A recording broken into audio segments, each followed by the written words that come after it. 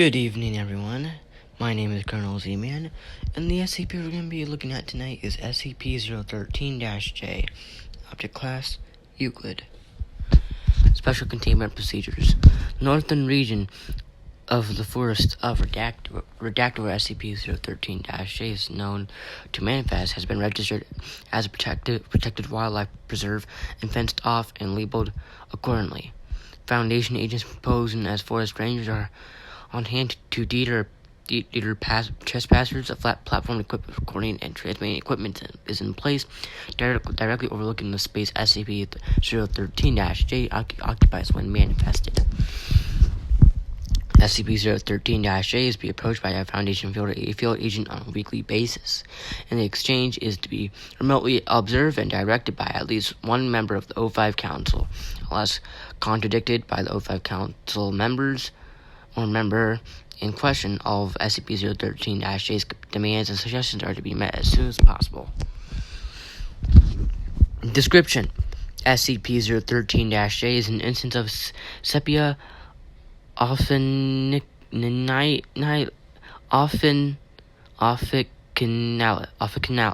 common cuttlefish. Unlike its non-anomalous counterparts, SCP-013-J is 17 meters in length, hovers in the air while moving as an instance would while underwater, and speaks with a loud, high-pitched, echoing voice by unknown means. In addition, a bright golden light radiates seemingly from within SCP-013-J. SCP-013-J regularly refers to itself as the Cuttlefish of ultimate wisdom and requires others to, before it will interact with them. SCP-013-J claims to be sensitive to future events and will share possible means of preventing upcoming disasters, while often refusing to relinquish details of the disasters themselves. SCP-013-J speaks with an overly dramatic voice and often utilizes alternations in volume, pauses, and extended vowel sounds for dramatic emphasis. Foundation staff who have been deemed quick to anger are not to approach SCP-013-J. Below are the most recent recorded interactions with SCP-013-J. SCP-013-J Incident 1739-B. Date redacted. Agent Archer. SCP-013-J. The Cuttlefish of Ultimate Wisdom. Archer. Cuttlefish of Ultimate Wisdom. 013-J. Speak mortal. Archer. I've come to ask if you have any information regarding potential disasters in the future. 013. Be warned. Be warned. He, the Cuttlefish of ultimate wisdom. Disaster looms. Unless the president of Redacted makes tomorrow's commute on a pogo stick, society shall fall. Death shall hail from the sky. Death. Archer. A pogo stick. 013. A pogo stick. A bolt of lightning strikes in the distance. Archer. Is there any other way we can? 013-J. The Cuttlefish has spoken. SCP-013-J dematerializes with a bright flash of light. Outcome: a social media campaign was launched detailing how President Redacted would be traveling to work on a pogo stick to raise awareness of depression. The President himself was compelled to comply with SCP-013-J's demand by the use of drug-induced hypnosis. During the President's commute, a multi-car collision claimed the lives of redacted citizens. It was calculated that the President would also have been affected by the incident. It is unknown if SCP-013-J knew the exact nature of the incident and could have easily provided a less conspicuous deterrent.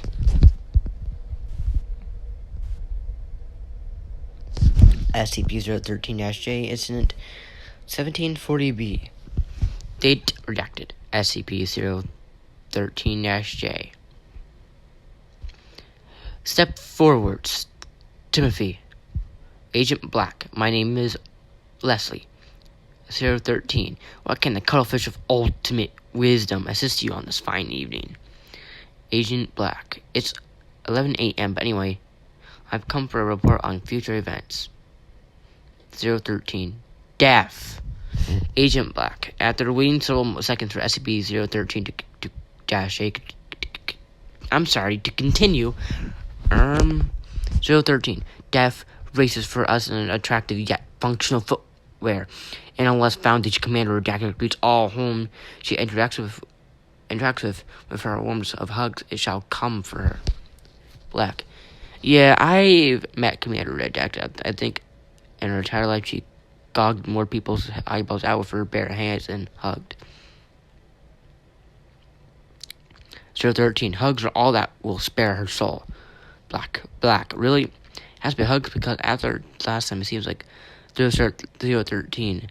SCP-013-A continues to make a hue sound, but getting steadily quieter as it fades from sight, completing the word hugs seconds after disappearing entirely.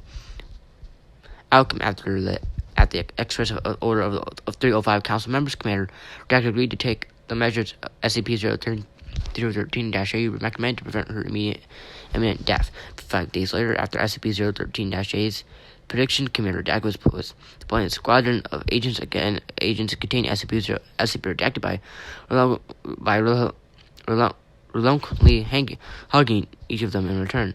When one agent turned to flee, see how much he had needed a hug, the agent went on to confess to being an undercover agent of the Chaos Insurgency and had been instructed to sabotage the mission, taking the lives of all agents present, including Commander Redacted. Moved by Commander Redacted's display of affection, the agent vowed to reconsider his life choices. Commander Redacted responded by executing him where he stood. Hang on, let me read this part again.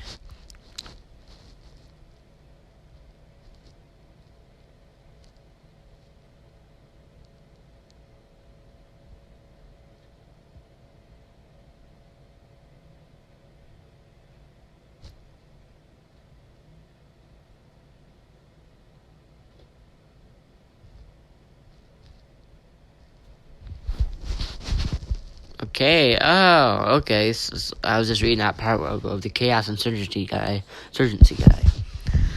SCP-013-A Incident 1742-B. Date redacted.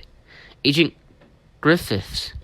SCP-013-J. Cuttlefish of Griffiths. Ultimate Wisdom, right? 013. Ultimate Wisdom. Griffiths. Cuddle of Ultimate Wisdom. Yes, I have come for your report on future events. 013. Senior Foundation Officer Spencer is in peril. Grave peril. Griffiths. Sarcastically, and by any chance do you know a way to save him, which also completely unnecessarily makes him look like an idiot? 013. Anyone who witnesses Officer Spencer must hurl him with all their might, whatever it is they are holding, at the good officer's face. Griffiths? Yeah, why not? Conclusion. For the following 2 weeks, Foundation staff comply with SCP-013-J's instructions, throwing mostly food and stationery at Officer Spencer until he is injured by a trainee. Transporting an anomalous typewriter during Officer Spencer's time in the on-site medical facility, Foundation doctors discovered a tumor forming in his brain, ultimately removed it without incident.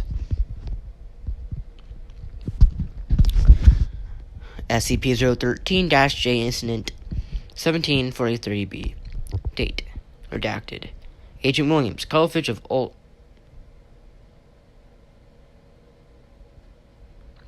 013-J. SCP-013-J. Gasp. Williams, after waiting for several seconds, I'm sorry, that was an instruction order. 013. The foul hand of evil has made its way you into this very sanctuary. Williams, looking around nervously. Has it? 013. Agent Jennifer Walker. Williams, I'm clearly a man. 013. Remove your trousers or you will do almost all to external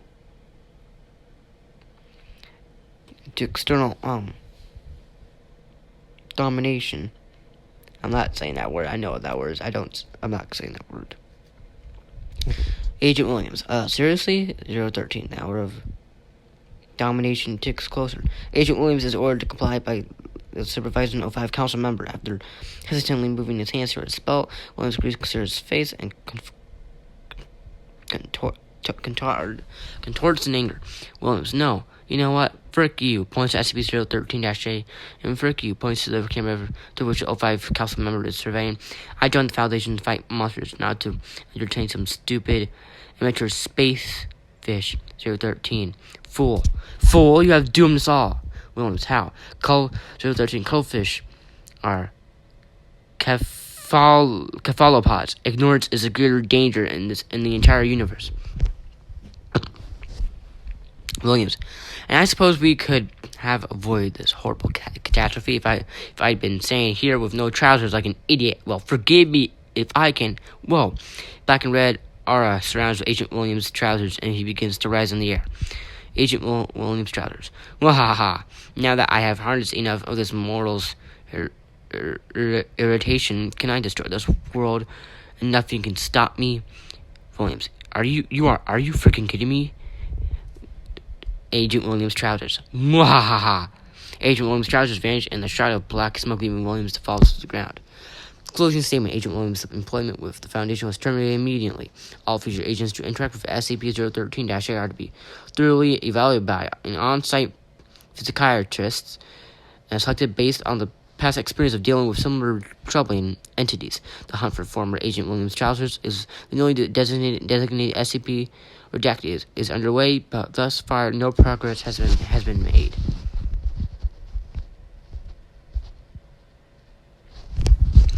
Okay, so that was SCP-013-J. So it appears to be some kind of wisdom SCP, and can predict future events, and the only way to stop them is whatever specific person has to do to stop it, pretty much by what he says. Like, if someone has to hug people in order to stop whatever, then yeah, then they'll have to do it. That concludes our lecture for today. Thank you for listening, and you are dismissed.